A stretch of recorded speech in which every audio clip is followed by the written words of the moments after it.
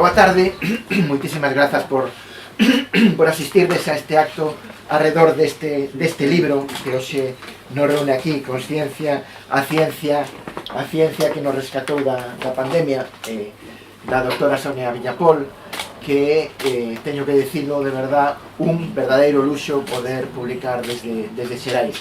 Moitísimas grazas pola vosa asistencia e moitísimas grazas ás persoas que nos acompañan hoxe e que van intervir para falar precisamente do libro. María Xosé Porteiro, Alberto Avendaño e Rafa López serán as persoas que departan con Sonia todo este acontecemento, porque realmente é un acontecemento en torno a este libro que eu remato xa rapidamente.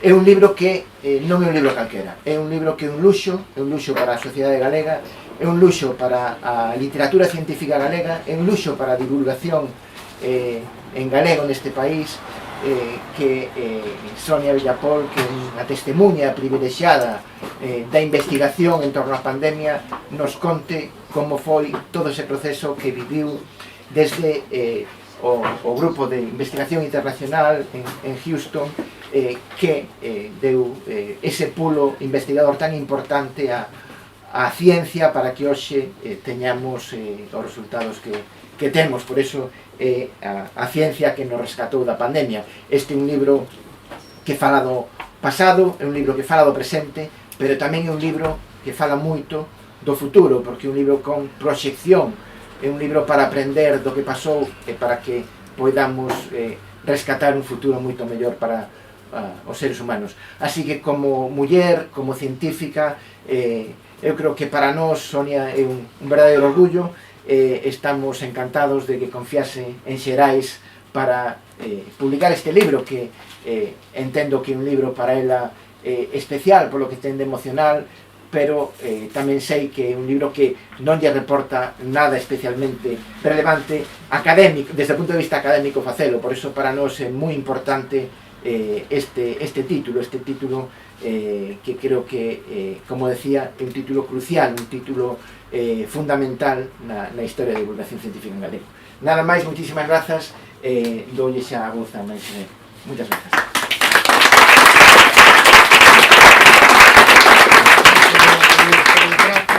Boas tardes, grazas, Sonia, por este traballo espectacular que representa dunha maneira moi especial que en este.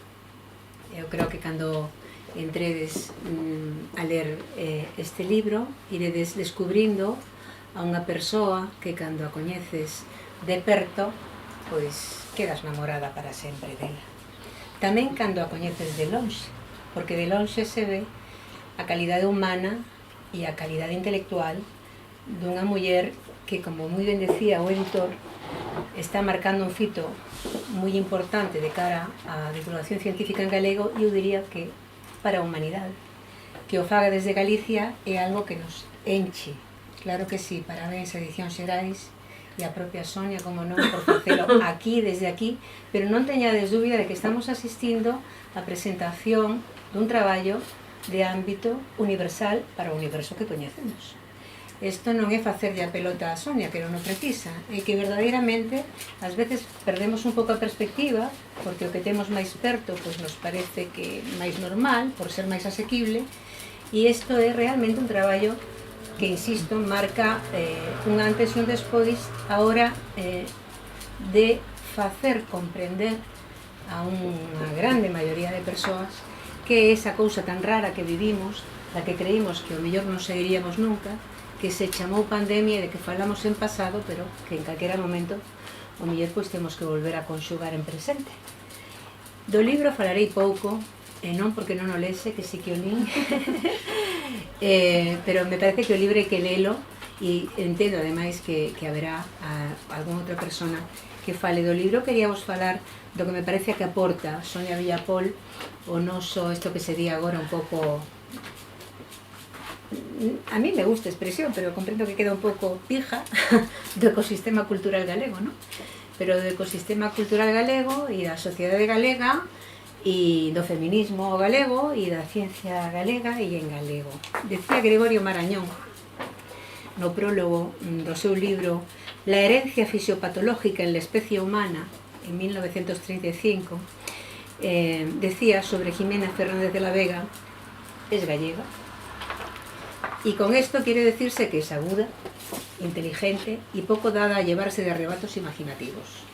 Cualidades todas excepcionales para el cultivo de la ciencia. Evidentemente non te conocía, pero te estaba anunciando.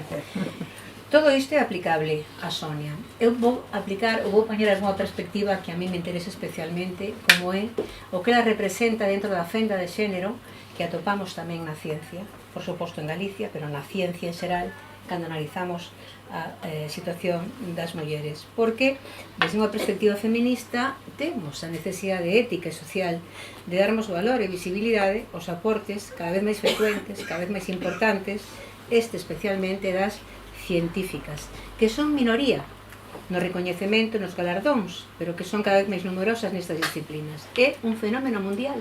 Aquí vivimos algo que pasa no resto do mundo, porque a fenda de xénero, polo xeral, son fenómenos extrapolables. Existe unha discriminación ás mulleres sistemática, sistémica, universal, que permea toda a estructura social, que nin tan siquiera se contempla como un problema, din as mulleres investigadoras e tecnólogas, unha organización que denuncia que no Estado español as mulleres somente reciben o 7% dos premios científicos e son aqueles polo xeral con dotación económica menor de 100.000 euros. Pero cantos homes gañaron o Nobel desde 1901? Pois o 97%. Temos que ter esta ollada feminista tamén o valorar este aporte que nos fai Sonia, porque se move nun sector no que o teito xa non é de cristal, é verdadeiramente un teito de pedra. O teito é de pedra, co paradoxo ademais de que somos, as mulleres son maioría nas aulas, son as que máis leen, son as que máis visitan museos, van ás exposicións, as que máis utilizan as bibliotecas, e ademais as galegas estamos por riba da media española. Pero se fixéramos agora unha enquisa rápida na rúa preguntándolle a alguén que nos dixera o nome de 3 científicas galegas que coñezan sen máis, probablemente atoparíamos moitas respostas, non sabe, non contesta. Por iso é importante este esforzo que fai Sonia, non só de investigar, de traballar a fondo, de ocupar o seu tempo, a súa capacidade intelectual, a súa vida en algo tan trascendental, e tamén de divulgar. O que fai con este libro Sonia é achegarnos ao común da cidadanía un traballo que polo xeral queda en reductos moi específicos e os que é difícil chegar.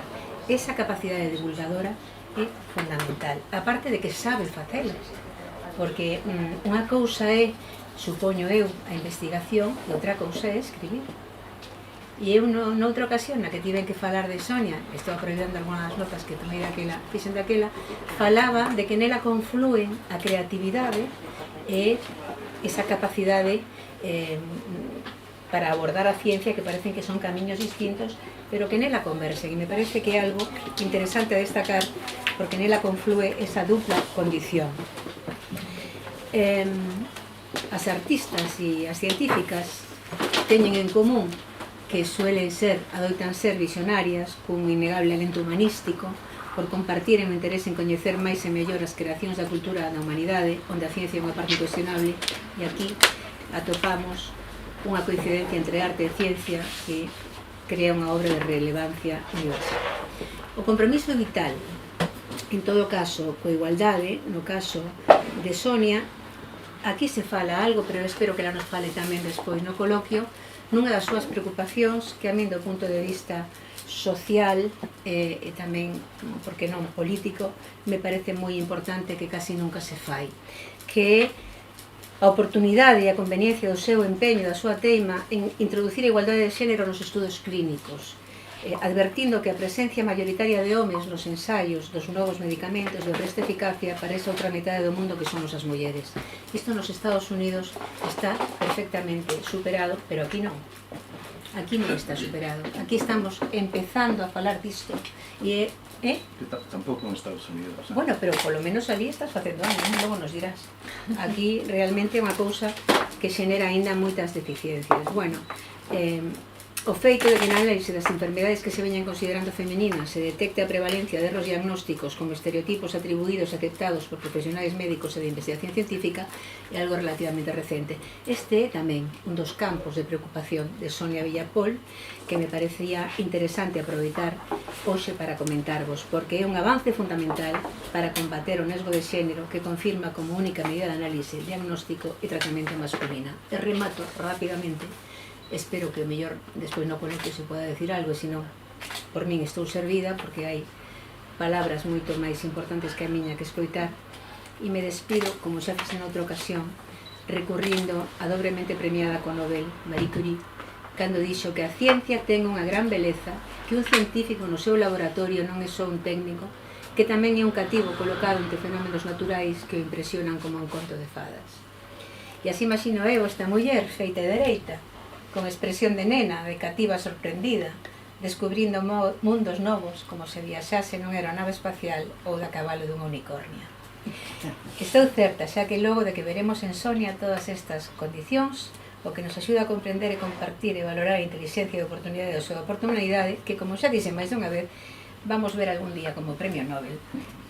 Temos un premio Nobel galego, argentino, premio Nobel da Paz, pero vamos ter unha premio Nobel científica e vai ser Sonia Villapol.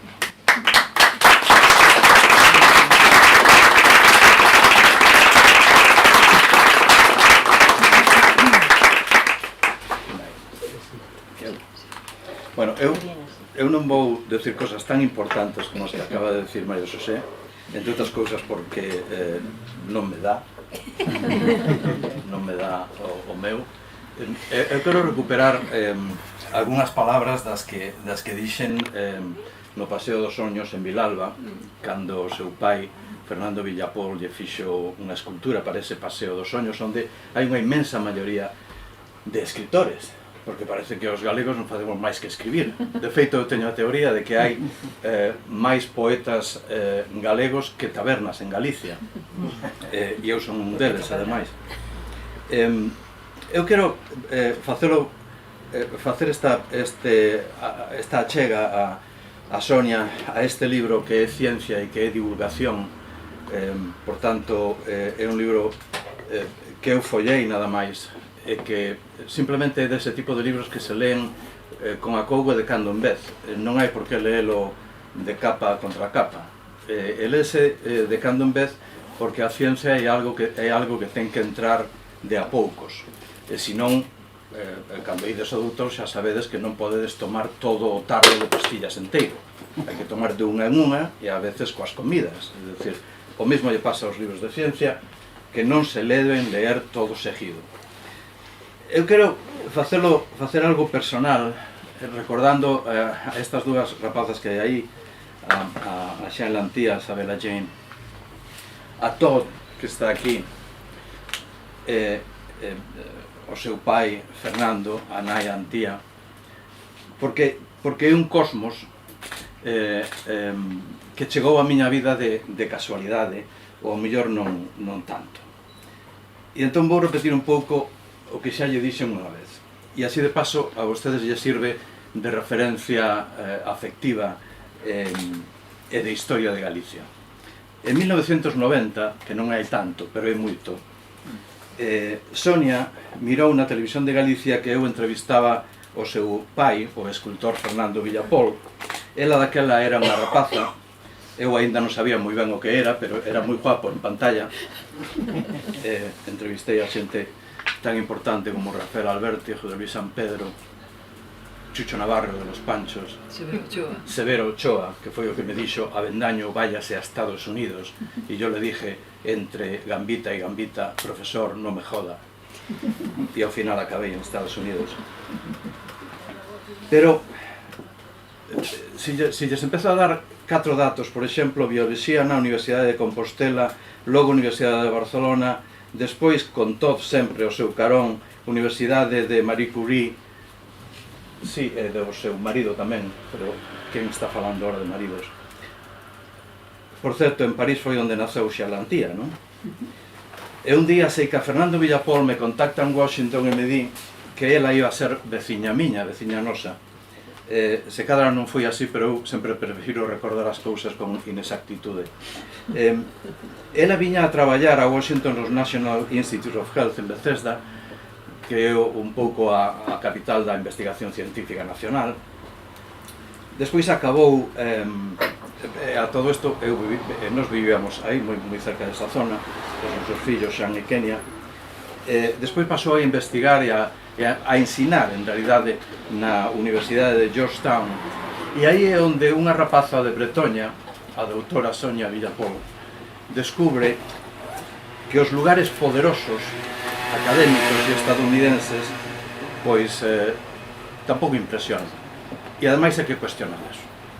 E non se sentiu moi cómoda ela investigando e dando clase nese lugar. Pero claro,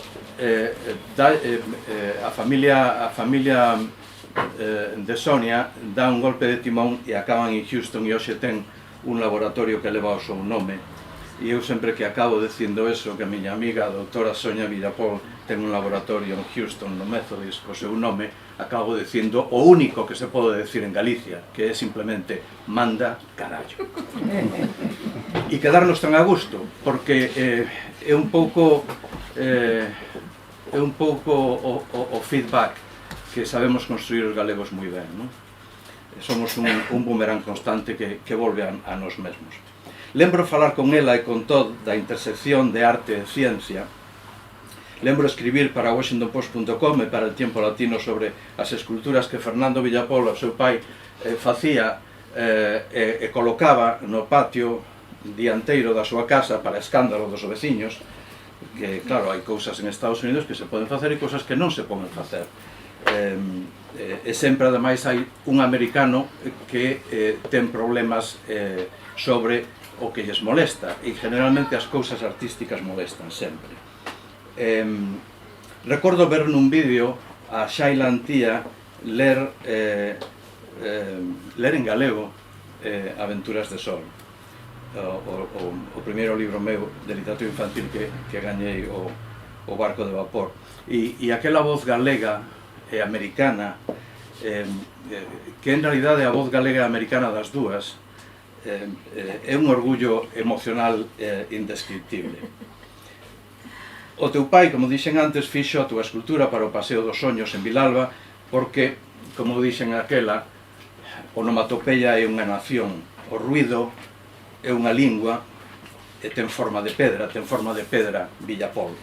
A pedra como oportunidade tamén, e nunca como un atranco, porque Sonia Villapol no seu mundo de Houston non só sabe navegar a ilusión para conseguir o posible, sino que abre portas, que é algo moi importante, é algo que en Galicia, na Galicia que eu deixo hai 30 e algo de anos, sempre me frustraba, porque a xente non sabe abrir portas, a xente ten problemas coas chaves, a xente ten problemas cos picaportes, non sabe abrir portas. Parece que estábamos, ou que vivíamos daquela no ambiente de quítate tú pa ponerme yo, que suena a canción de salsa e que conecta moi ben con certa mediocridade do país que cada vez se vai superando gracias a Sonia Villapol e as que van vindo. Ela abre portas, forma novas xeneracións. Cando a vexo empuxando e abrazando o novo talento multicultural americano sin abandonar a coartada de Galicia, entón é cando eu me sinto máis americano, é dicir, máis galego. Non hai galeguidade sin americanismo. Sonia, o seu traballo na ciencia, crea un medio no que habitan formas que unha comunidade inteira sonoriza. Toda a ciencia é rupestre. Investigar, como escribir, é espacial. É unha toma de corrente para a experiencia humana.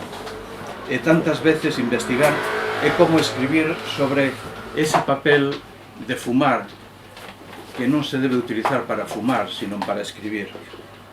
O efímero coexiste coa vocación de eternidade. É un placer e un orgullo ver a doutora Villapol, a Sonia, actuar na ciencia e construir unha enorme ponte transatlántica que é migratoria, inevitablemente migratoria, é rica, e con vocación de idea e de ida e de volta.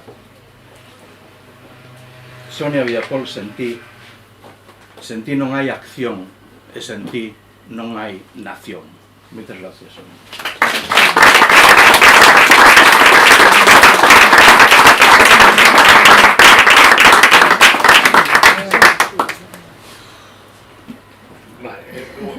Vou ser moi breve porque senón comemos o tempo a Sonia que ten que falar. Bueno, a miña historia con Sonia é moito máis breve que os demais invitados a esta mesa. De feito, esta é a primeira vez que nos vemos en persoa, pero para mí eso non deixa de ser un pouco un símbolo do que foi esta pandemia que texiu redes, digamos, de conocemento, de compartir conocemento entre os propios científicos, entre os científicos e a sociedade, con nosos xornalistas como intermediarios. Eu sempre pensaba nesta pandemia unha cousa que parece unha tontería, pero eu pensaba o difícil que é entrevistar a algúns futbolistas e o fácil que é contactar ás veces con científicos da talla de Sonia e de outros que co tempo, as horas que dedican a súa formación, os seus estudios, nos papers que fan continuamente, as investigacións, aínda así, pois, deixan que dedican tempo a divulgación, como facer este libro, a falar cos xornalistas que moitas veces non temos nin pajolera idea do que falamos, e máis nun virus novo como este, que foi unha novidade para todos. Entón, para mí, como se suele decir, é un orgullo e satisfacción ter coñecido a Sonia, primeiro dun xeito virtual e agora en persoa, como ela, outros científicos que tamén son amigos xa, como Jeffrey Lazarus, como José Luis Jiménez, o experto en aerosois de Zaragoza, que está en Colorado, tamén en Estados Unidos, Sandra López León, tamén unha científica que está en Nova York, coa que eu tive bastante contacto tamén, e que traballou con Sonia nun traballo pioneiro que deu a volta ao mundo sobre o COVID persistente. E, bueno, como digo, un ecosistema de xente, sobre todo ao redor de científicos, que nosotros tamén seguíamos a través de Twitter, porque no momento compartíamos as súas impresións sobre traballos científicos que iban saindo, e de algún xeito traducíarnos a Román Paladino cousas que non sabíamos se tiñan importancia, se non a tiñan, relevancia. Eso foi unha forma moi xenerosa de compartir coñecemento, e creo que foi de moita utilidade para moita xente, porque así o coñecemento da vanguarda do que estaba pasando, os científicos que estaban dicindo este virus transmítese por aerosois, a xente ten que protexerse, ten que levar mascarilla, foi moi importante. Creo que en Galicia tomamos boa nota diso, tomouse boa nota tamén do tema dos interiores, porque nos divulgamos o que estaban dicindo os científicos, que a medición, por exemplo, do dióxido de carbono era bo para medir a concentración, digamos, do aire expirado nunha sala, e que eso servía para medir canto aire compartido hai nun espazo interior determinado, e iso é un indicador de risco de contagio. Entón, a Xunta despois adoptou esa medida de por medidores de CO2 nos bares, aunque foi un pouco simbólico, porque tampouco se seguiu de forma moi rígida. E, bueno, estamos niso, seguir, digamos, divulgando as investigacións que hai, importancia que ten ventilar, digamos, entrar nunha nova era no que respiremos todos o aire o máis limpo posible nos espazos cerrados. Bueno, simplemente o libro é un libro denso, é verdade, porque a ciencia ten que serlo. Sonia non é unha divulgadora, como ela di, é unha científica que ás veces que divulga, comunica. Entón, para mí este libro é, como dixo Alberto tamén podese ler por capítulos. Para mí vai quedar como un manual. Eu vou telo na mesa de traballo moi preto, porque como está o coñecemento moi ben pois compartimentado e analizado con figuras, explicado moi ben, pois, para calquera referencia á pandemia do COVID vai ser realmente útil.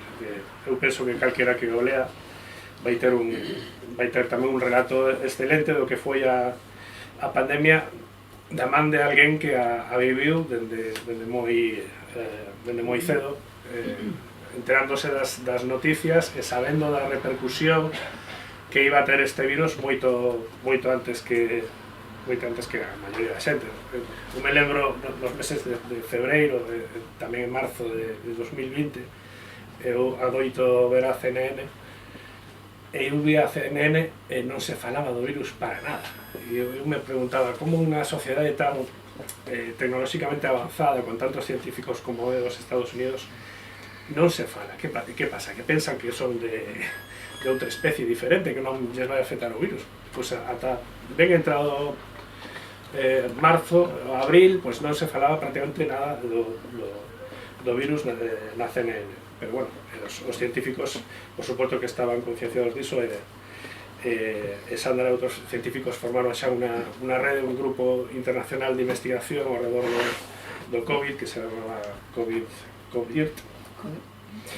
E bueno, eso fala moi ben tamén do tipo de persoas que son, porque obviamente non ganaban diñeiro con iso para nada, simplemente sabían que era importante movilizarse e compartir coñecemento ante o que se viña encima. Nada máis, deixo a palabra para Sonia, que é a verdadeiramente importante aquí, porque ademais vive tan lonxe que hai que aproveitar cando ven para escoitar.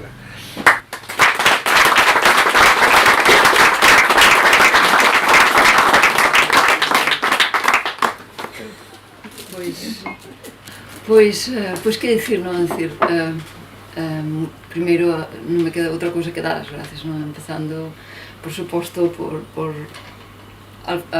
Fran e Ramón, que os vexo aquí a Xerais, por darme esta oportunidade, non? Que de cando comecei a pensar que o mellor formato para todo o que quería transmitir era un formato libro, e que era o momento de facelo, pois foi no verán do ano pasado, cando me tomei un café con Fran Alonso en Gondomar, e dende un momento, segundo número, o primeiro segundo xa me dixo que sí, que apostaba por este proxecto, e de cada pouco tempo íbamos pedindo, pero na miña estrutura do que se estaba facendo non estaba completamente moldeado esa fase final, e parecíame un poquinho incompleto, uns capítulos se foi alongando ata que metí moita presa a Xerais, e ben, eu só teño palabras de agradecemento, fixen un traballo impresionante, eso foi en tempo récord, verdad, Ramón? É dicir, revisións de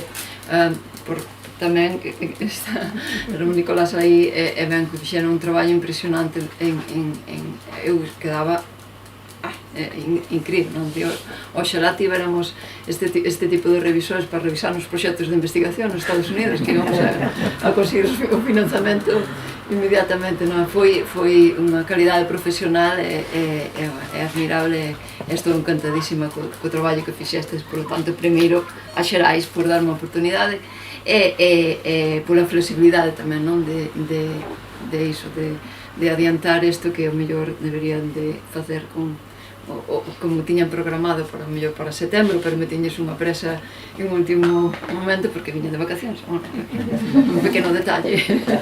E gracias a eso estou aquí presentado, me presentei en varios lugares, por lo tanto, sou moi agradecida a Xerais por esta oportunidade. Para min é un luxo, sería unha editorial que para apostar do máximo de Galicia. Neste tipo de contido era Xerais, e foi un sono real porque tiña tiña esta ambición desde que era así cativa como as miñas pequenas de publicar en Xerais, os dicionarios de Xerais.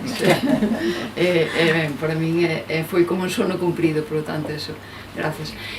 Para as persoas da mesa, primeiramente, afecto que me une a Alberto, a María Xosé, pero, sobre todo, admiración, non? Que sempre os admirei como profesionais e cada persoa ten a súa paixón por lo que fai e iso é o que transmite, esa paixón, iso é o que me fai admirar a xente, non? Por o seu traballo, pois que señan vos no seu traballo, uns estupendos escritores, e María Xosé é unha fonte de inspiración, e se pon a palabra de feminismo hoxe en día neste país, pois primeiro hai que escoitar a María Xosé, a Pilar Negro, bueno, moita xente, a Marica Campo, e despois a Fina Casal de Rei, que está aquí xusto enfrente. Para mí son as musas do que podamos falar e facer as que veñamos despois, por lo tanto é a maior admiración que esteñen aquí, e ben, graciñas por todo o que dixeches. E sempre utilizo a María Xosé, digo a palabra utilizar, e a Alberto para cando veño polo verán e organizas algún tipo de evento, pois que mellor que teros ao meu carón, que é como os meus pais adoptivos, non se me van a dicir cousas de mí, pois o resto que critiquen. Madriña. É un luxazo. E ben, que dicir de Rafa López, inviteino a vir porque para min si é algo que foi importante durante a pandemia era a comunicación, non? Houve moita desinformación, houve isto da infodemia que causou mortes. De feito, acaba de sair non sei se o biche en Twitter, pero Edito Paul tuiteu, non? Esta semana, non? Que decía iso, non? Que a mortalidade, por exemplo, nos Estados Unidos dependía por estados, non? De republicanos e demócratas, e había máis mortalidade a causa da COVID. É dicir, tanto a política como a información como as normativas que nos escoitan e que nos sepan escoitar, non? Eu fixen unhas entrevistas, bueno, as de Rafa López eran impresionantemente de calidade científica, teño que dicir, comentaba que as miñas compañeiras nos tiñamos a dúbida, este señor será xornalista ou é científico tamén que traballa, pero porque era un nivel, non é unha persoa profesional moi bon que sabe buscar, sabe dar coas preguntas e que investiga, non? E que vai a ler un poquinho máis do que é a pregunta típica, non? Entón, así dá gusto, non é? E transmitir esa información nunha sociedade galega en tempos de pandemia, iso salvou vidas. Por lo tanto, como a ti e outros colegas que tamén teño aquí, houve moi bons xornalistas, pero en Galicia eu teño os meus 4 ou 5 favoritos, e sin dúbida que publicaches no Faro de Vigo, en toda a prensa esta ibérica foi admirable, non? Se precisas un traballo no laboratorio no momento, pois avísame. Foi moi importante a comunicación, a información.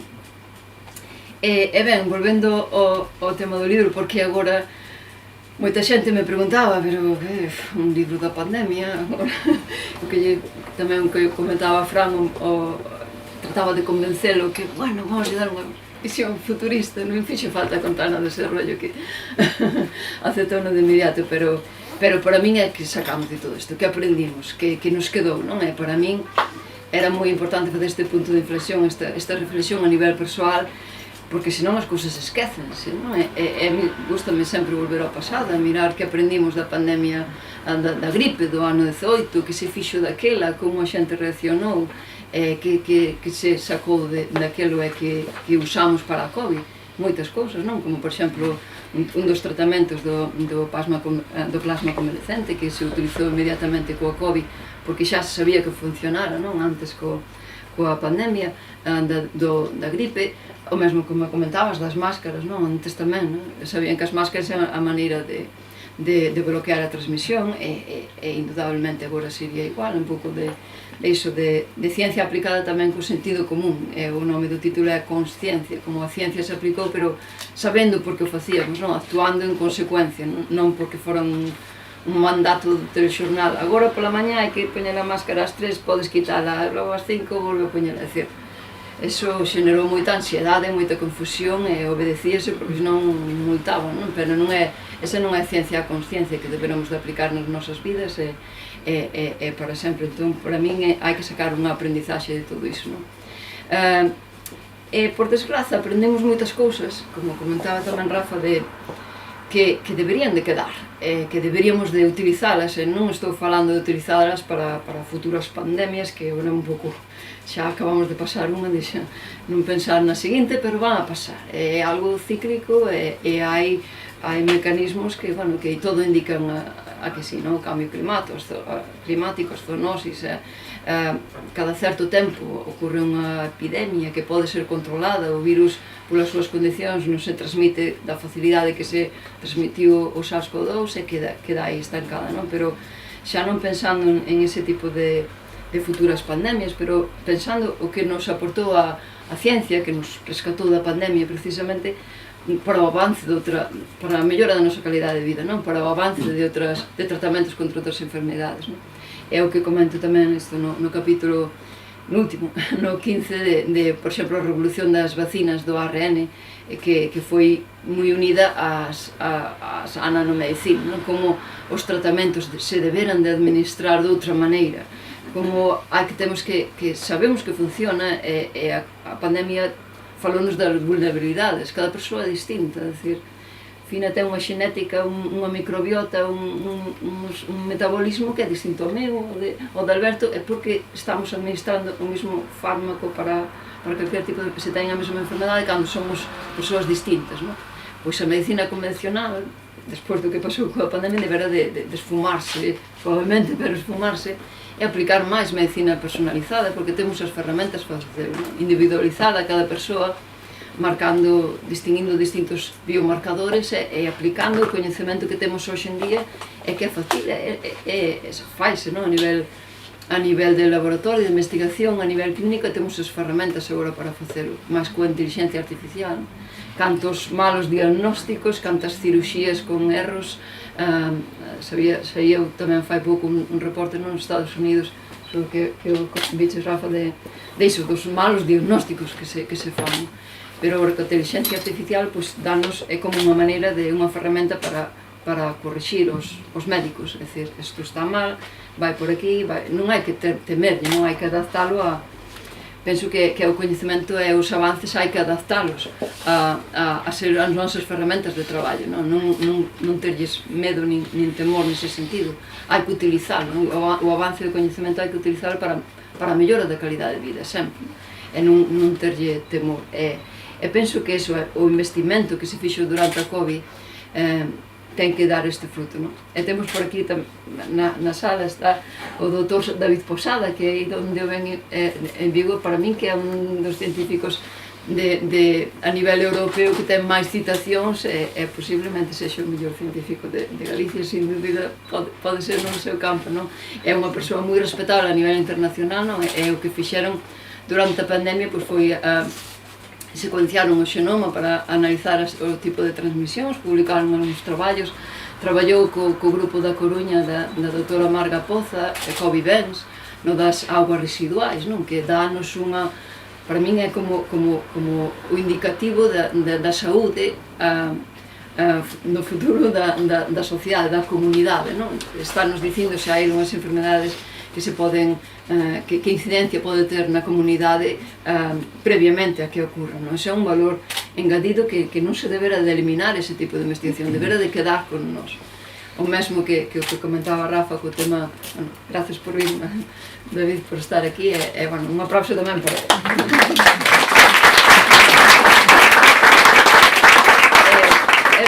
Eso debera de quedar con nós, o mesmo que entender que os virus, este dogma que había, como comentou moi ben Rafa, non vou máis explicar, pero ben que Don Milton, todos estes científicos dos aerosois, os Luis Jiménez, insistiron e hasta perseverancia, vamos, hasta non dar máis, non, día tras día nos medios, veña. Como ben maño que é. Sí, non R que R cos aerosois. Eu diría, túzaro. Pero é así esa tenacidade para dicir a súa verdade, porque cando levas tantos anos investigando un tema e tes tanta confidencia de que é así, e todo o que che poden dicir, bueno, mellor faiche falta máis evidencias, non, esta é a evidencia que hai, tomado en consideración, porque o máis importante é proteger a sociedade, proteger dos contagios, e que mellor que proteger explicando ben como evitar os contagios. E para mí foi quizás o erro maior da OMS, o maior erro que se cometeu a nivel de erros de pandemia, como ben comentabas, era non decir claramente dende que se sabía nos primeiros meses, digamos, abril, pode ser, non? Para confirmarlo definitivamente, abril-maio 2020, que realmente o virus non se transmitía polas superficies, que daba igual desinfectar, que era por aerosois, que era por compartir o mesmo aire. Costou moito romper este dogma histórico que explico aquí no libro un pouco, non? Porque tiñamos este concepto, e para min foi fundamental, non? De esclarecer, e finalmente a ONU recoñeceu oficialmente, pero un ano despois, non? Como no 2021, e foi moi tarde, é dicir, foi moi tarde, por unha evidencia tan clara, para min foi algo, un disgusto que claramente non recoñecera, non?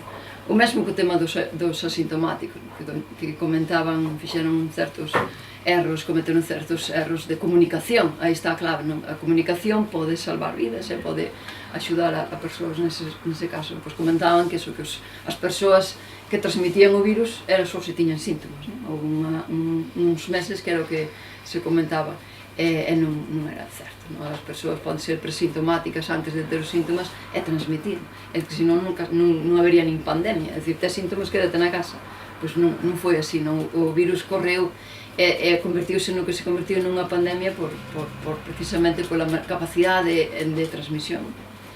E non quero rematar de falar sin dicir para min que foi a herdanza da pandemia e o que deberamos de meter moito esforzo nesto, porque para min é importante a saúde despois da crise sanitaria, pois é a COVID persistente. Miles e miles de persoas están afectadas por síntomas que arrastran da COVID, non? Síntomas debilitantes e que aínda hoxe en día a nivel médico son conceptos difíciles de diagnosticar, non? Son enfermedades que son un pouco, non hai uns marcadores de diagnóstico moi claros e a sociedade padece, non? Hai moita xente que ten síntomas debilitantes que impiden no traballo ter unha calidade de vida normal e é o que hai que enfocarse agora, a investigación para ese tipo de síntomas, non? É porque principalmente son síntomas a longo prazo, pero xa hai máis que evidencias que mostran que poden acelerar os procesos neurodegenerativos, non? Esta inflamación crónica que é constante pode desencadear outras enfermedades no futuro e as porcentaxes estimanse que poden ser aumentando a medida que transcurran os anos. Pois como sempre que hai que facer, poñer a ciencia sobre a mesa e que a ciencia nos rescate de todo isto e iso é a base de diñeiro ao final, non? É dicir, investigación máis para a COVID persistente que pode protexernos de outro tipo de previr outro tipo de enfermedades a longo prazo e é o que hai que facer agora. Eu teño a sorte que parte de algún proxecto do meu laboratorio estamos investigando os danos neurolóxicos a longo prazo e ben temos esperanza de encontrar os biomarcadores para despois dar cas causas para despois aplicar o tratamento axustado e como comentaba antes, eso, sempre individualizado, non? E sempre a nivel de cada persoa debe ter un tratamento personalizado, non? Para non enxerar, porque así facemos máis efectivos os tratamentos. Outra revolución que para mí foi impresionante foi iso que comentaba das vacinas de ARN e esta maneira de diseñar os fármacos. Isto tamén ten que ser unha revolución no futuro. Ora o que estamos facendo no laboratorio, por exemplo, para o Alzheimer ou para os ictus ou para os danos cerebrais, en lugar de administrar calquer tipo de fármaco vía intravenosa ou intramuscular, pois o que facemos é encapsulalo nestas partículas lipídicas que chegan xustamente onde está o problema, non? Isto tense que aplicar, estáse aplicando tamén para os cancros, é dicir, porque as metástasis teñen que ser un problema que forma parte da historia, non? E grazas a estas novas tecnoloxías, pois van por facer os tratamentos máis efectivos para moitos problemas de saúde.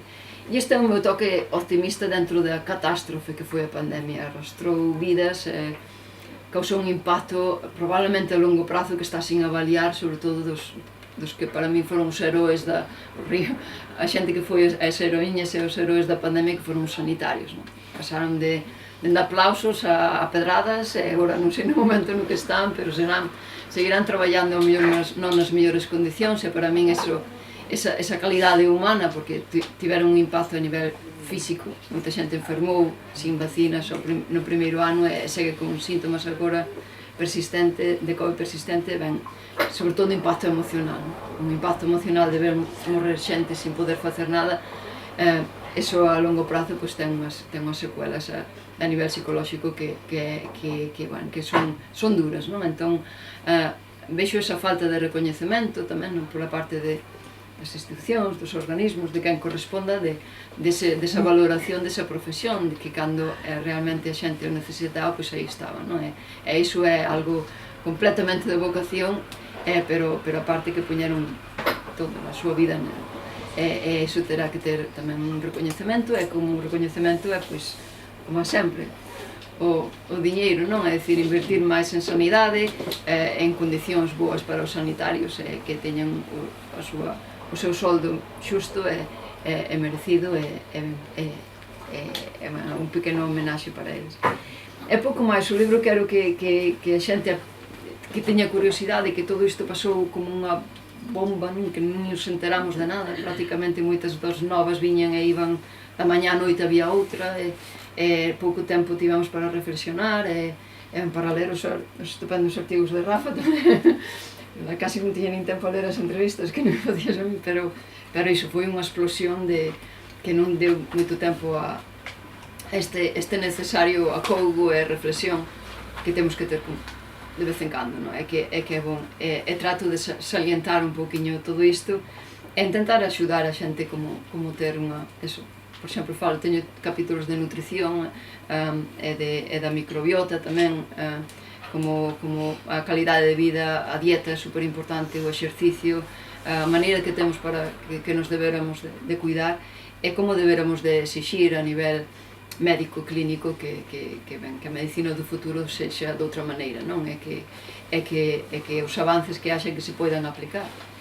E mesmo unha compañeira xornalista, Rafa, tía túa do Progreso, fixe unha entrevista, saiu onte, a Sabela Corbelle, que coñecedes ben da anterior. Daquela, sí. E ben, durante a entrevista preguntoume, xa Sonia, ben, pero iso é que iso costa moito, non? Pois si, Sabela, costa moito, pero acaso non merecemos, é dicir, que máis se pode, que mellor diñeiro empregado que é na saúde, non? É a calidade da saúde de cada cidadán que é un dereito. E ben, si, agora costa moito, pero está avanzando, non? Moitos destes diagnósticos vanse ir abaratando a medida que os vayamos utilizando e haberá bases de datos para integrar todo para facer este tipo de medicina de precisión e máis efectiva. Ese é o meu soño para o futuro e penso que vou ir nesa liña de investigación para conseguir un tratamento para alguna cousiña, a ver se sae. Non aspiro a ningún tipo de premio Nobel, sinto decepcionarte.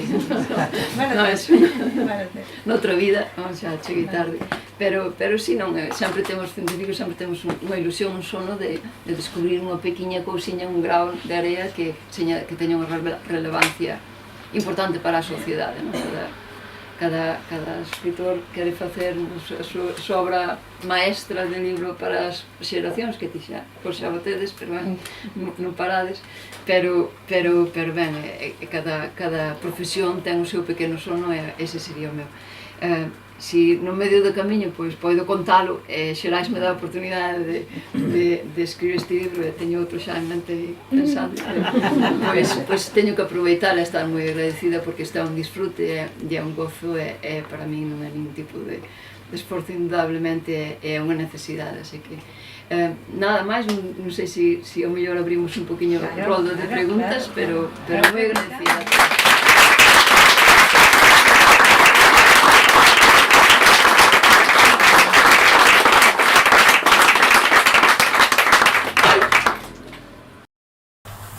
Enrique. Quedome cunha cousa que dixeche, non? De que o tratamento tiña que ser pormenorizado, non, pormenorizado, quer dicir, non, digamos, precisión e personalizado. Non a todo igual, non é?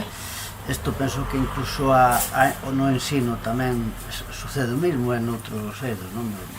incluso está vendo aquí de Ignacio Ramonet, que tiña un libro Pensamento Único versus Pensamento Crítico, e é un pouco eso, o sea, se non temos un pensamento crítico, pero claro, se nos vamos a unha educación, a un tratamento, todo isto, genial, pues non facemos nada. Entón tamén, bueno, iso é unha cuestión, pero aquí, por exemplo, temos a sanidade pública e a sanidade privada. A sanidade pública respostou, penso, moito mellor que a sanidade privada. A sanidade privada, de unha maneira, pois quedou bastante mal, non? Quedou bastante mal. O sea, a hora da verdade, temos unha sanidade pública, penso que mellor aquí que nos Estados Unidos, dentro do que cabe. E, bueno, quería preguntarche isto, non? Como ves a diferencia da sanidade de aquí de España e os Estados Unidos, vamos, porque eu estou por ali tamén, e todos uns problemas importantes, non? Porque son un enfermo crónico, e nada máis, era eso. Sí, hai que, non se pode permanecer, é dicir, hai moitos factores a ter en conta, non? É dicir, ali, ben, se tes un traballo e normalmente tes unha seguridade social que está incluída no teu salario, bueno, e tes acceso a todos os servicios e non tes que pagar. O que pasa é que danche a opción de ter seguro ou non. Aquí non xa dá, aquí tes que pagar a seguridade social e é obrigatorio, non? Son conceptos, é moi distinto, é complexo, a parte, primeiro, non é a miña especialidade para nada, é complexo por estados, cada estado é un pequeno país, os Estados Unidos, cada estado ten unhas normas e é distinto, a nivel global é máis, a nivel de toda a nación é máis igual, pero ben, hai que defender sempre a sanidade pública, indudablemente, non é? Hai moi, eu podo dicir daqui tamén non é verdad, pero daqui hai moi bons profesionais sanitarios, non? Xente moi cualificada, por exemplo, co tema da COVID persistente, pois hai un grupo de médicos de familia que está moi concienciado, adiántase ás institucións, non? Aos ministerios, ás consellerías, é dicir, adiántanse a eles e están mostrando o problema da sociedade, porque ven os pacientes e están vendo que é un problema real e que hai que invertir máis diñeiro e que, por exemplo, as unidades de long COVID, de post-COVID, os hospitais que medio se pecharon, é dicir, ahora mesmo é o momento de abrilas máis, hai que potenciar máis eso, non? Entonces, tamén penso que a xente ten que exixir, e non hai que ser tampouco tan conformistas, é dicir, a sanidade pública é pública, pero págala, todo o mundo a pagamos, non? Al igual que ali, pero tamén sale dos nosos salarios, non? E aquí igual, non cae do ceo, entón hai que exixir máis, quizáis, non? E hai este medo de esta cousa de, bueno, pois como é pública, pois hai que aceptalo, pois podemos nos queixar, pero non, hai que queixarse en real, non? E exixir o que a xente merece. E a xente merece moito, e tanto ali como aquí, non? Pero son mundos un pouco distintos, é unha comparativa un pouco ridícula, aparte tampouco teño os números sobre a mesa, pero hai que defender sempre a sanidade pública, non? E España é un privilexio o que ten, e hai que defendelo e apostar por ele. Exixirlle tamén, non? Exixir a sanidade pública, a medicina personalizada, porque tamén a xente merece, non? Porque non? Porque se existe non é que, bueno, como é pública, pois ben, non. É dicir, os avances están aí para todos, e se costa diñeiro, pois que invirtan, non? E que pechen cousas que ao mellor non son tan necesarias para a sociedade, que é máis importante que a saúde, a investigación. Bueno, do meu punto de vista, pero non é un tema que sexa o meu, pero é unha opinión máis que persoal que outra cousa. Hola, Sonia, mira, falaches de que había unha evidencia clara de que o virus non se transmitía polas superficies, non?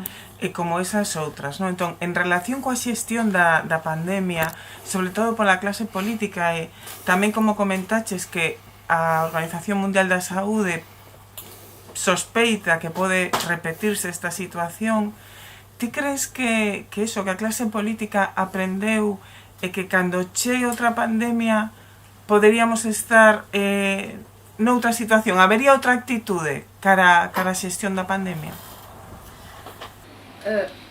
O libro é a ciencia que nos rescatou, non é a política que nos rescatou de nada. Bueno, pero... Sí, non, pero esa comunicación entre a comunicación. Eu comentei ao principio do libro que para min é moi difícil falar de xestións políticas a nivel de país, ou países que o fixeron moi ben. É dicir, ao principio, depois houve outra fase, é moi complexo, hai libros que escribiron sobre eso, e, bueno, teñen os datos, non? E é real, non? En canto a intención política, pois tamén, cada grupo hai políticos que teñen ben, que fixeron ben, hai que recoñecer tamén, non? Que souperon aplicar as normativas á velocidade que iba a ciencia, á velocidade que iba o virus tamén, non? Por exemplo, hai, non sei, non quero poñer Nova Zelanda, por exemplo, non? Fixeron moi ben durante unha tempada, depois veo o Omicron e tumbolles, fixeron facer o de COVID-0, é dicir, é un universo moi enorme para expandir, non sei que se aprende, é dicir, se aprendera algo, deberamos de facer o que ven, os científicos como a nos, bueno, o Posada, moitos científicos aquí que estamos reclamando fai décadas, non? Que é facer unha inversión en investigación a longo prazo. Iso é a aposta que hai que facer, non? É dicir, se isto vai a pasar, pois vamos invertir agora este diñeiro para que nos próximos 10 anos, pero claro, como vamos de 4 anos e o mellor se adiantan eleccións, pois xa non me interesa. Entón, esa falta de interese é un pouco egoísta pola parte política, non? Pero eu referíame sobre todo, como ti como científica, esa comunicación que ten que haber, porque a comunidade científica ten que falar cos políticos para xestionar estas... Sí, é dicir, o tema dos aerosois, Rafa mellor acórdase mellor dos datos, pero o tema precisamente eu falaba con José Luis Jiménez, eu tiña, como estaba en Estados Unidos, era presidenta de españois científicos nos Estados Unidos na rexión de Texas, cando estaba en Washington, pois tiña un coñecido no Ministerio, por estes no Ministerio de Ciencia, e puxei en contacto con eles, non? E ao final, José Luis Jiménez, que é o top experto dos aerosois, quería escribir un informe explicando que a evidencia científica como era a realidade, non? Pero claro, eso sí, ao final fixose, o Ministerio de Ciencia publicou o informe, e pois tínhamos o Ministerio de Sanidade que facía outra cousa distinta. E ainda creo que segue tendo nos informes o tema de desinfectar, é dicir, se nos falan entre eles, pouco sirve que mostres a evidencia que, é dicir, que escribas, que os científicos aportemos con maior rigor posible do que mostran os artigos científicos a realidade, se despois hai isto só é a nivel administrativo, non se aplica, non está a aplicabilidade e incluso a comunicación entre os ministerios, porque uns teñen escrito unha cousa e non actualizan, isto de non actualizar os informes é un tema, pero a realidade que lle importa a sociedade, que se aplique, non? É dicir, se está sobre o papel, é difícil, non? A mellor tiña maior impacto unha entrevista de Rafa López a José Luis Jiménez que publicaba no Faro de Vigo que non sei cantos informes perdidos no Ministerio. É así, a xente teñe que chegar a información, eles teñen que saber, aproveito, teñen que saber aplicar a ciencia, pero a conciencia, non o que che din os telexornais no momento, pola mañá unha cousa, a noite outra. Entón, eso xenera ansiedade, máis que nada.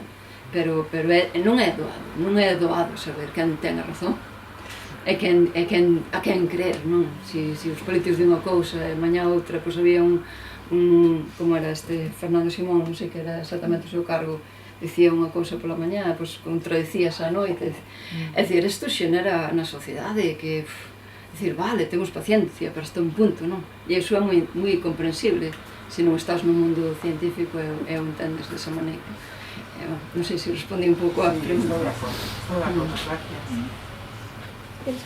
Sí. Sonia, me falas da saúde mental no libro e hai algo que, bueno, para min é especialmente rechamante, que ten que ver exactamente co que estabas dicindo agora, que esa ansiedade de non saber, non sabía ninguén, en realidade. Por exemplo, eu creo que o tema da desinfección das mans estou bastante convencida, chámame conspiranoica, que tuvo que ver coa cantidad de empresas que se puxeron a producir xel, cos stocks tamén que había por todas partes, non? Entón, que facíamos agora con todos eses botes de xel hidroalcohólico? Mal non ia facer, pois a desinfectar como tolas nas escolas durante un ano e pico, non? Pero iso tamén ves algúns comportamentos en persoas vulnerables, sobre todo, persoas máis maiores ou con enfermidades crónicas ou demais, de auténtico terror e pánico, pois cando se van quitando esas medidas de prevención, non? Ti falas da saúde mental aquí, eu non lín o libro agora, pero nos podes avanzar un pouco como ves todo eso, máis alá do confinamento, non? Senón está toda esta historia posterior relacionada coa información e coa investigación. E é unha realidade, non? As persoas con problemas previos de susceptibilidade, non? De problemas de saúde mental, pois eran máis vulnerables a agravarse a situación, non? Non que o virus, porque hai dous conceptos distintos. O virus pode causar danos neurolóxicos, afectar a saúde mental ou agravar certo tipo de enfermedades neurolóxicas, eso é un factor, pero é o conxunto que representaba a pandemia, sin que a persoa se infectaba, pois obviamente non, a xente que tiña problemas de saúde mental pois eran máis vulnerables, non? A agravarse a situación. Sobre todo xente nova, non? É xente, os adolescentes. Houve un impacto emocional da pandemia na xuventude impresionante que non é difícil de estimar, non? A longo prazo que repercusión poderia ter isto, non é? E xa non digamos as perdas, é dicir, xente, nenos cativos que perderon os pais por COVID no 2020, nos Estados Unidos hai unhas cifras impresionantes, non? O impacto emocional da pandemia a longo prazo está invalorable, non se sabe exactamente que impacto vai ter, e ao mellor xente, bueno, si, rematou a pandemia, pero ao mellor non para todo o mundo. Rematou? Non, quer dicir, eu sou que din as novas, non? Que rematou, pero non para todo o mundo. É a xente que está a sofrer a COVID persistente, oféndelle moitísimo eso, e é con razón, non? Estamos investigando unha cura para esas persoas, non? A xente que ten aínda secuelas a nivel psicolóxico do impacto da pandemia, eso non... Calquer problema a nivel neurolóxico, neuropsiquiátrico non é de cura de un par de anos, non? Ese é un proceso moi lento. E para o cal os tratamentos están moi desactualizados, non? A psiquiatría, en canto a tratamentos, é parte da neurociencia que está máis desfasada. Non hai aplicacións nin tratamentos moi danche sempre o mesmo. É dicir, dá igual que teñas, toma, vaite. Eso é un problema que temos a nivel global, non? Con pandemia ou sin pandemia, pero é a parte da neurociencia que está menos explorada. Agora esperemos que con novos avances esta integración de medir diferentes factores, pois que haxa un avance, e o que sempre dicimos os neurocientíficos, os psiquiatras, os neuropsiquiatras, os psicólogos, é que teñen que vir aos congresos, teñen que creer máis na ciencia, teñen sempre esta medicina de psicoanálise, de non sei que, pero non hai unha aplicación real a nivel de tratamento efectiva realmente, non? Penso que podería avanzar moito máis, porque a xente merece mellor calidade de tratamentos e de análise en relación a iso. Hai zoas que están pouco estudiadas, pero outros poderían mellor facer un esforzo de facer mellor é o que comento no capítulo este, que a pandemia tamén nos deberá despertar un pouco esta ansia, nesta búsqueda de aplicar e de mellores cuidados para a saúde mental e individualizada, non? Dependendo da enfermedade que sexa, non tratar todo como o mesmo. Pero se eches unha cousa a cabeza, que o que dicías antes, falabas da personalización dos tratamentos, e eu te pregunto por todos eses efectos secundarios ou raros que aparecen nos prospectos. Outro día díxome unha compañeira túa, unha científica, que eso non son efectos secundarios, que eso son efectos dos medicamentos. Exactamente, non? Eso poderías evitar, non? Precisamente, non? Estudando a persoa que se lle dá ese a nivel xenético de liposomas, etc. Vai ser un futuro próximo, penso. Sí. Grazas pola dosis de autoestima que nos estás inxectando aquí un pouco a todos. Falas, e líbreme Dios, de ser defensor do virus, non? Pero non sei, me dá a impresión de que quería saber un pouco a tua opinión hasta que punto centrarse única e exclusivamente no virus fai, digamos, pechar moito foco sobre cal sería o auténtico remedio, non? Porque hasta que punto, digamos, o modelo de sociedade, o modelo de comportamento que estamos tendo non está tamén influindo en que ese biosistema, ese ecosistema no que vivimos, pois está facendo que inflúan ou que aparezan, digamos, este tipo de problemas ou de pandemias, non? Sí, gracias. Vou intentar responder a ver se entendín ben. Gracias pola pregunta. Vostede é Francisco da Casa Raimundo, verdade? De Taboada. Creo que nos vamos a ver nun par de días, o sábado. Graciñas por vir aquí. Sí, é unha realidade. Hai para min, ben, no futuro vamos a falar moito máis en serio do cambio climático e a repercusión que vai a ter. Isto afecta as zoonosis, os ecosistemas e o ciclo biolóxico que se está alterando en certa maneira, non é? E é certo, non é só este, é a maneira na que vivimos e na que todo está conectado de certa maneira que deberá de ter outro tipo de regulación ou mesmo de respeto en relación a isto. E de todo hai que aprender e hai que mirar un pouco máis en global, pero ben, con apoios tamén e con conciencia de cambio. Iso tamén a nivel político ten que ter unha palabra máis forte, penso, porque a sociedade non sabe moi ben como reaccionar a todo isto. Pero é certo, non? Se entendín ben, a cuestión é en relación ás zoonosis e todos os cambios, o cambio climático que estará artimañando, non? Cal será o próximo, non? Cal será a próxima catástrofe, non? Que pode chegar a todos os niveis, non? Por exemplo, non vou nombrar a un xénio, ou si, pode ser, non sei, pero ben, na TED Talk que fixo Bill Gates no 2015, falaba disto, non? Que si estamos realmente preparados para unha próxima pandemia. Dicía que a humanidade nun futuro podía morrer miles de persoas ou millóns de persoas COVID, non por un ataque nuclear ou por unha arma de destrucción masiva dese calibre, porque invertiuse moito diñeiro nese tipo de investigación para previr estes ataques, non? Pero o que non se invertiu foi en enfermedades infecciosas. É que o mellor, o que mataría a moitos millóns de persoas sería un virus moi pequeno, unha enfermedade infecciosa que se transmitira silenciosamente, non? E que se expandira a velocidade que o fixo. Isto foi no 2015, ben, pois no 2020 pois chegou o COVID, non? É que é verdade, é o que falaba iso, era en xeral unha reflexión, non? Do que virá. Ahora está falando moito do cambio climático, non é que el seña un xenio, o que pasa é que sabe escoitar, non? Ele moito, leu os científicos que o dicían e que as probas que había. Si, eso é unha conciencia que deberamos de ter como sociedade en global, que hai que tomar máis en serio o que pode vir nese sentido. Entón, se está claro que vamos ter outra, que é o que lle pedides aos científicos, aos políticos?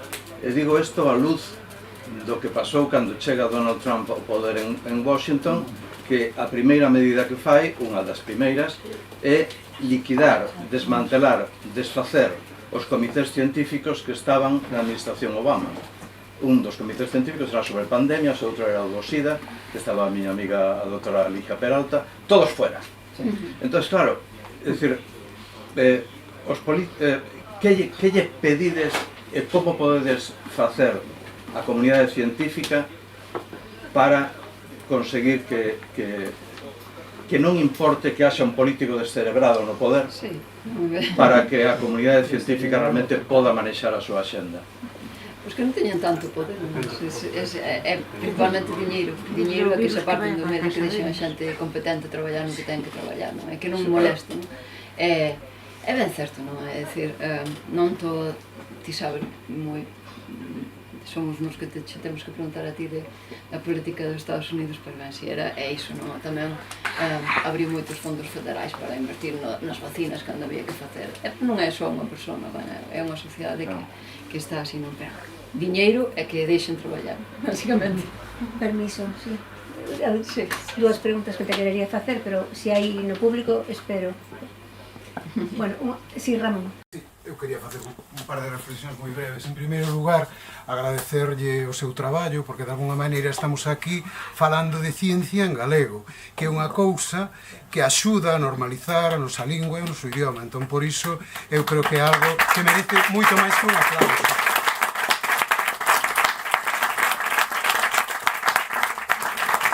Moitas grazas. Bueno, os aplausos son para vostede, evidentemente, por ese esforzo. En segundo lugar, quería tamén falar do libro moi brevemente, dicir, animar a lectura de todo o mundo que este aquí que non o leu, porque eu creo que, como se sinalou aquí, vostede é unha científica que divulga. E atopou o punto exacto, o meu ver, quero dicir, é un libro que as persoas que non adoitamos ler ciencia en lingua galega, facémolo con toda a normalidade do mundo e ademais creo que a maior parte dos conceptos clave básicos podémolos entender. Entón iso é algo moi de agradecer, porque ás veces estes libros de ciencias son moi crípticos, moi escuros, non chegamos a eles. Entón, nese sentido, darlle tamén particularmente os meus parabéns. E dous aspectos finais. Agradezo moito os capítulos nos que se fala da docencia e do ensino, porque eu que son docente, efectivamente, vivimos a pandemia dunha maneira moi particular que prácticamente ninguén casi nunca di nada. E atopar nun libro de ciencia no cal se reflexiona sobre a importancia do ensino, sobre o trato cos adolescentes, sobre as posibilidades dos problemas de carácter mental que poden ter moitos das nosas alumnas, dos nosos alumnos, é moi de agradecer. E por último, simplemente, unha experiencia de carácter persoal. O libro engancha tanto que houve un momento que me puxe moi nervioso crendo que eu tiña COVID persistente. Despois, creo que explicou perfectamente no libro e, bueno, terei non conta, pero son datos moi de agradecer para andarmos no mundo este que andamos. Moitas grazas, nada máis.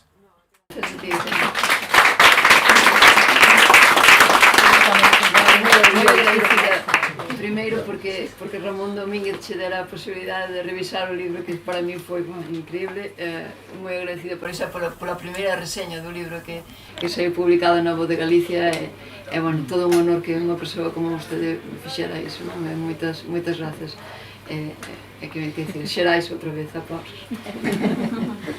Eu queria preguntarche algo, e é unha circunstancia que eu que non coñezo ese mundo, me chamou moito a atención, e é que en algo tan económicamente rentable como é facer unha vacina, fosedes capaces un colectivo de científicas e científicos de todo o mundo de vos poñer de acordo e poñer por diante primeiro o interese xeral antes do interese económico, científico evidentemente, pero económico tamén. E me gustaría, se podes contarnos un pouco, porque ti falas moito diso no teu libro, me parece que é un cambio de paradigma, si eso pode ser sostible cara ao futuro, porque isto dun pacto global, unha gobernanza global alrededor da pandemia parece complicado, non o hai alrededor do cambio climático, mas non somente esa política, os políticos son elexidos pola xente, aparentemente.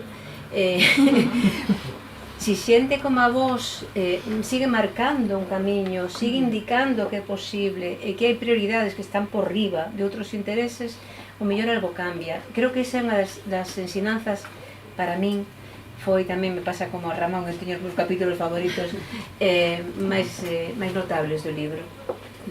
Non sei se o dixen, se non dixen, perdón, Marixé. Marixé foi a primeira persoa que, xunto con Guillerme tamén, non, que esbozaron o libro e machacaron na casa, antes do primeiro draft de mandarlle a França, así que ben, graciñas, Marixé.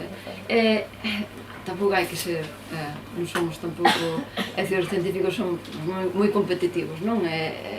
Porque é o pan de cada día, todo o mundo nas profesións ten certa competitividade en canto a patentes e todo eso, pero sí que penso que como se saiu de todo isto tamén foi por un esforzo científico a nivel máis desinteresado, máis colaborativo, que non se viu antes, non? Claro. Tampouco hai que ser inxenos, houve moita xente que se forrou, non? E non só dos desinfectantes, non? Xa non digamos das vacinas.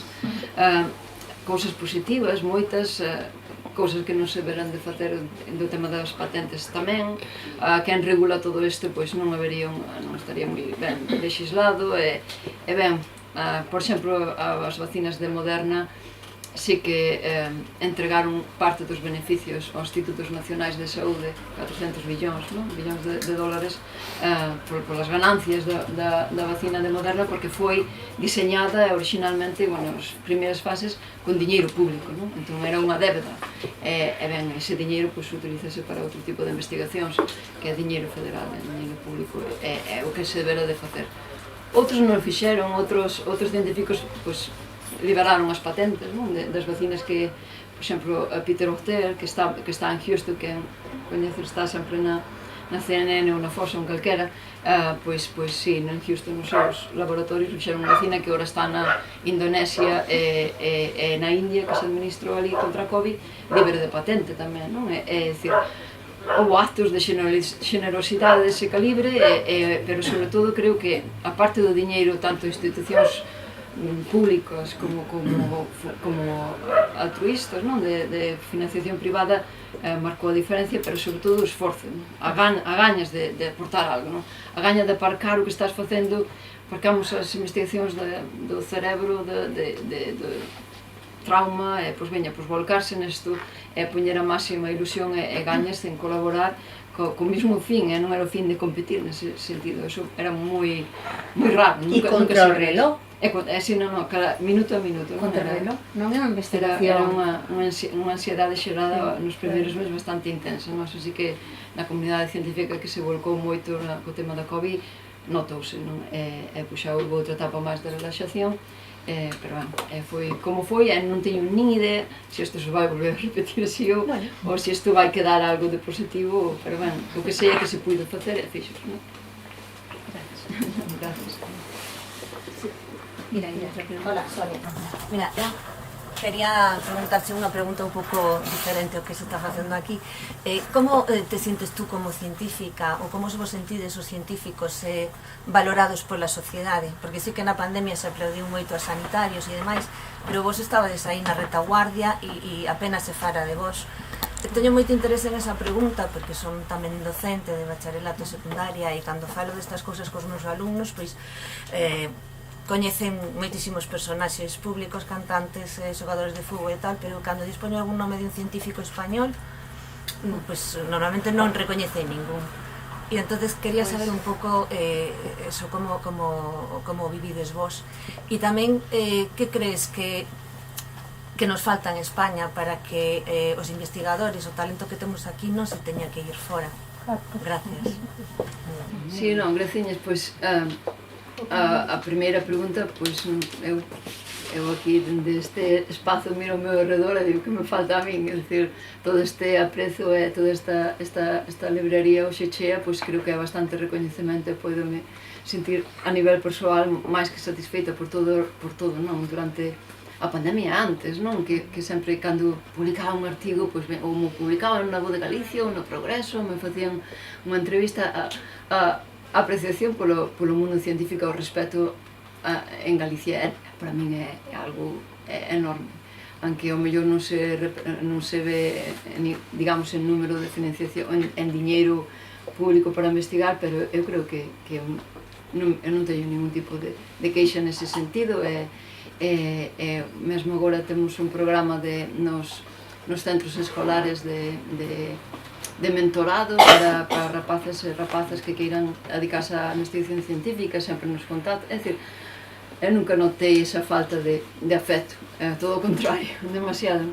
E que falta? Pois, non sei, hai moi bons científicos en Galicia, en España, que teñen moi bons laboratorios, eu vexo ben, é distinta maneira de investigar, tamén estar fora ten un prezo, e ben, tampouco las son as cousas tan doadas, non? É moita competitividade, ao mellor porque algúns nos marchamos, pois foi porque puntualmente nese momento pois non había as oportunidades que ao mellor non atopamos, pero outros compañeros atoparon ou quedaron, non sei, son circunstancias, non? Tampouco vexo todo moi negativo aquí, nin moi negativo alá, non? É dicir, hai que equilibrar todo e poñer na balanza e facer a túa balanza vital e ver que a nivel persoal, pois estou bastante cómoda co que conseguín no laboratorio que teño agora ali e dame un pouco, é dicir, non me vexo deixando que creé ali, non? Pero non significa que mañá calquera cousa volva volando, sin pensalo.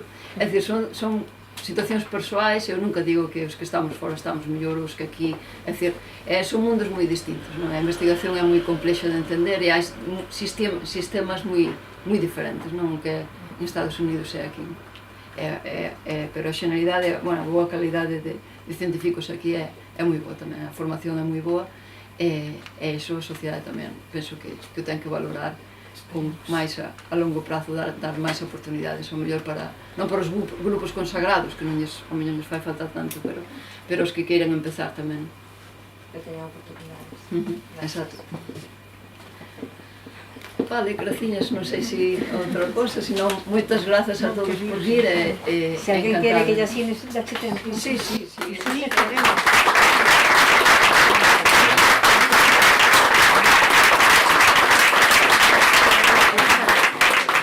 Perdón, eu simplemente quería, para rematar, o interés deste acto foi evidente e polo tanto isto está refletido no libro, pero non quixera rematar sin agradecer a Cartabón que nos acolle aquí. Eles tamén fan un esforzo por divulgar estes actos que dentro uns días poderedes ver nas redes. Moitas gracias. Gracias.